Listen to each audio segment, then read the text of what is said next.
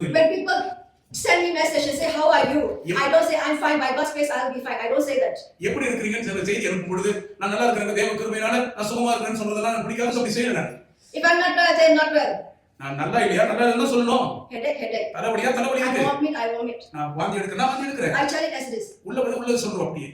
I don't praise the Lord and God will heal me. I'm okay, I'll be fine. I don't do that. என்னாலும் பரவாயில்லை ஸ்தோத்திரிக்கிற ஆண்டவரை சுகமாக்குவார் சரியா அந்த கதெல்லாம் நான் விடுறதில்லை. Be real. நிஜமா இருங்க. Be real. யதார்த்தமா இருங்க.